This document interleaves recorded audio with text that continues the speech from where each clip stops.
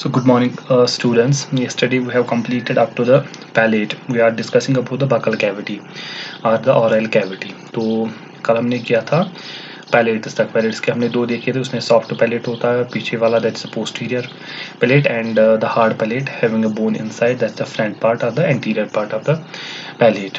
और ये भी हमने देखा था कि this soft palate is having a conical flap in the middle that is called uvula, which closes the nasopharynx during swallowing so that food may not get inside the nose or nasopharynx. तो उसके बाद one more part is there, that is the tongue. This part is also inside the mouth. So tongue, what is tongue? Tongue is simply a large, muscular, highly movable organ. ये एक बहुत बड़ा ही muscular organ होता है, but movable होता है. It is fixed at the base, but the front part is its moving. So ये mostly कहाँ पर प्रेजेंट, ऑरल कैविटी होती, ऑरल कैविटी में होती है या बकल कैविटी में होती है, लेकिन कुछ पार्ट इसका फेरिंक्स में फंसा हुआ होता है. The it's base is fixed, जो इसकी बेस है वो फिक्स्ड है, बट जो एपेक्स है इसका वो फ्री है, जैसे मैंने ऑलरेडी कहा है. ठीक है, वो ये क्या है, large muscular movable mobile organ. This is tongue. It's a large muscular mobile organ. कहाँ पर होता है?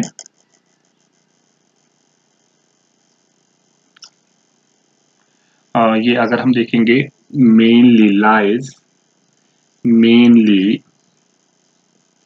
in oral cavity. Oral cavity. Major part is present in the oral cavity, but and partly, थोड़ा सा part in pharynx. This is the next thing about the, इसका जो base ये fixed है, at the base it is fixed. ये जो apex है इसका, it is movable. It is movable. ठीक है, ये apex जो है फ्री, या इस तरह भी लिख सकते हो आप, फ्री है. It can move to different directions. And जो ये टंग होती है, it is attach to the under surface, या अंडर सरफेस ऑफ टंग, ये attach to the floor of the oral cavity. जो फ्लोर होता है ओरल कैविटी का, इसके साथ ही अटैच हो. सपोज अगर ये है floor of the oral cavity और ये टंग है, ठीक है, ये टंग है, ये यहाँ पर अटैच होती है एक फोल्ड से, जैसे हमने ऊपर वाले लिप्स में भी देखा था, फ्रेनुलम ऑफ टंग में ये superior label frenulum and inferior label frenulum देखा था, upper lip and lower lip का. इसी तरह इसका भी अपना एक मेम्ब्रेनस फोल्ड होता है जो उसको अटैच करता है floor of the oral cavity, that is called frenulum of tongue. ठीक है, फ्रेनुलम ऑफ टंग, इसका क्या काम है? Attach tongue to floor of buccal cavity. ये अटैच करता है टंग को floor of the buccal cavity से. ठीक है, इसके बाद अगर आप इसके फंक्शंस को हम थोड़ा सा देखिए, इसकी क्या क्या फंक्शंस है. सबसे पहला फंक्शन अगर आप देखोगे, इसका is an organ of taste. Taste organ, क्योंकि on the tongue there are present different taste buds, because of which we taste different things. There are four, sour, salt, sweet, bitter. तो ये सारे test किसकी वजह से होते हैं? टंग की, क्योंकि टंग पे लगे रहते हैं बहुत सारे टेस्ट बड्स. ठीक है, second thing, it helps in chewing and sending the food under the grinding teeth. ठीक है, तो इसकी वजह से किस में मदद करे? च्यूइंग में मदद करता है. हेल्प इन च्यूइंग, इसकी वजह से आप फूड को इधर उधर ले जा सकते हैं मुंह में, ताकि वो दांतों के नीचे आ सके फॉर च्यूइंग. ठीक है, इसकी वजह से हम स्वॉल्विंग करते हैं, निकलना.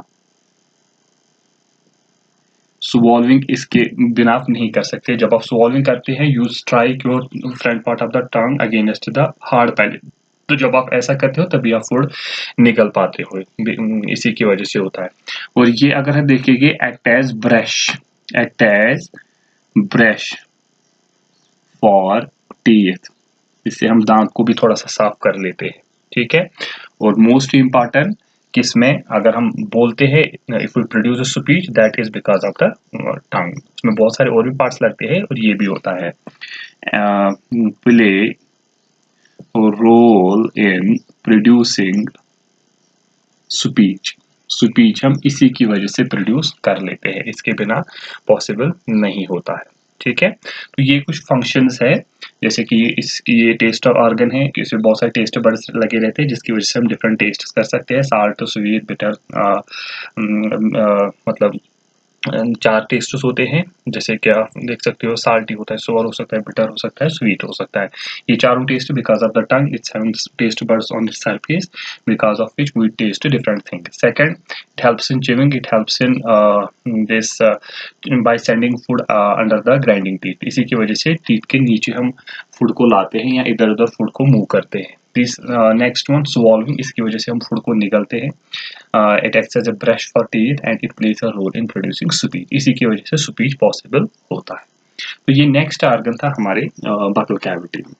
उसके बाद एक और आर्गन होता है हमारी बकल कैविटी में, अगर हम देखेंगे तो उसका नाम है, एक और पार्ट होता है that is called teeth.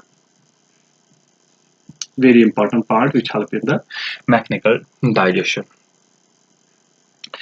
Teeth are simply what is a teeth. Teeth tooth are the hard structures which are embedded in the pits called tooth socket. ये बहुत सारे हार्ड स्ट्रक्चर्स होते हैं, सीमेंटिंग मटेरियल के बने रहते हैं, ठीक है। वो देखेंगे किस चीज के बने रहते हैं, जो किसमें काम मदद करते हैं, वो हमें मैकेनिकल डाइजेशन ऑफ इस फूड में मदद कर। मैंने पहले ही दिन कहा था कि digestion is of digestion occurs by 2 ways, mechanical digestion because of the teeth and chemical digestion because of the enzymes.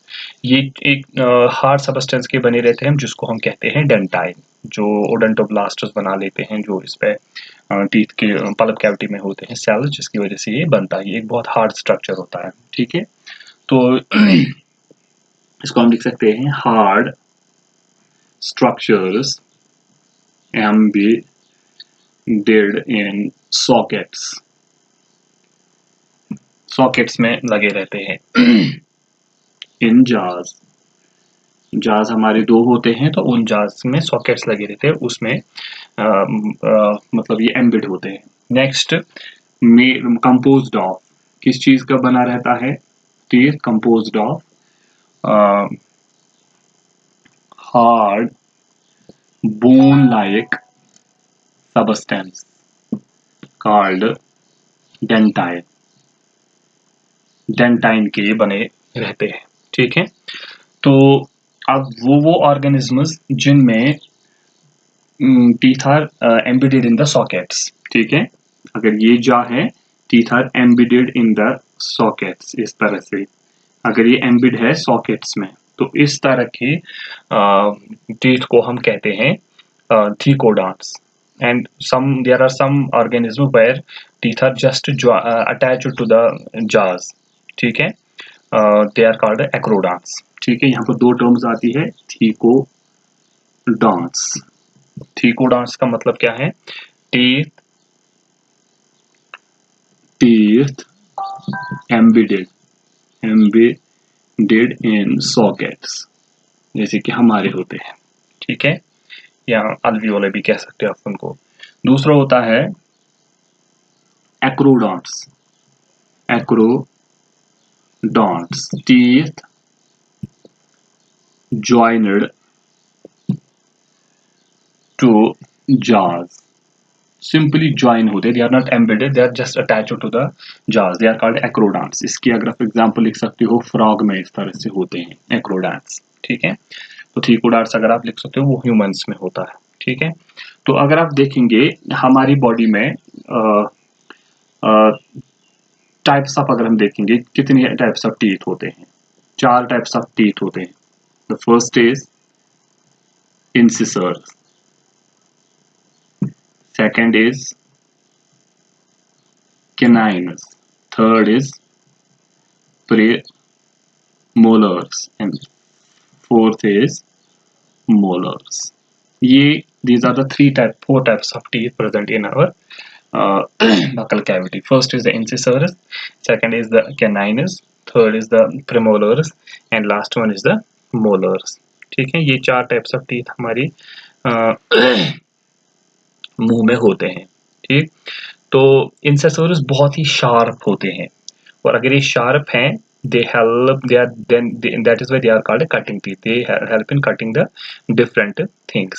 ठीक है, तो ये शार्प होते हैं, तो हेल्प किस में करते हैं? कटिंग टीथ, इसलिए इनको कटिंग टीथ कहते हैं। दूसरा अगर हम देखेंगे कैनाइनस, कैनाइन किस में मदद करते हैं?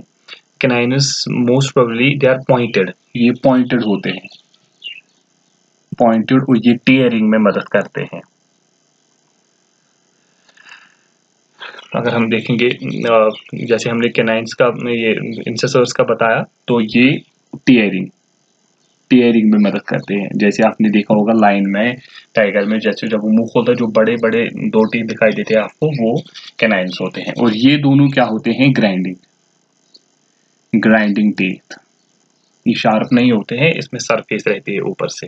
ठीक है, तो जिन ऑर्गेनिज्म में, those organisms who are having 4 types of teeth, ठीक है, 4 different types of teeth, they are called heterodonts. Heterodonts का मतलब है हैविंग 4 टाइप्स ऑफ टीथ। कुछ ऑर्गेनिज्म्स होते हैं जो होमोफोडोंट्स होते हैं, होमोफोडोंट्स, जिनमें सिमिलर टीथ होते हैं, जैसे कि वेल्स में आप देख सकते हो, उनको कहते हैं होमोफोडोंट्स। ठीक है, तो इस तरह से अगर आप देखेंगे, ये जब बच्चा पैदा होता है उस वक्त उसमें डिफरेंट नंबर ऑफ टीथ्स होते हैं, लेकिन जब बड़ा हो जाता है उस वक्त उसमें नंबर डिफरेंट हो जाता है। तो वो हम देखेंगे कि किस तरह से यहाँ पर नंबर का देखेंगे हम, नंबर ऑफ टीथ। सबसे पहले एक इंसान में 2 बार जिंदगी में टीथ आते हैं, that means 2 sets of teeth. एक सेट होता है उसमें टेम्पोरेरी सेट, और दूसरा होता है परमानेंट सेट। टेम्पोरेरी सेट को हम दूसरा नाम मिल्क टीथ भी कह सकते हैं, हम उसको। ठीक है, तो जिन ऑर्गेनिज्म्स में जिंदगी में 2 बार टीथ आ जाते हैं, पहले आते हैं फिर गिर जाते हैं फिर नए आते हैं, उनको कहते हैं डाइफोडोंट्स, जैसे कि हम हैं डाइफोडोंट्स। ठीक है, अब हम देखेंगे नंबर। अगर हम देखेंगे टेम्पोरेरी सेट में कितने टीथ होते हैं, टेम्पोरेरी सेट में सिर्फ 20 टीथ होते हैं। और अगर हम देखेंगे परमानेंट सेट में कितने टीथ होते हैं, परमानेंट सेट में 32 टीथ होते हैं। ठीक है, तो ये यहाँ से थोड़ा हम एक्सप्लेन और करेंगे। ये मैं मिटा लेता हूँ क्योंकि बोर्ड थोड़ा छोटा है। ठीक है,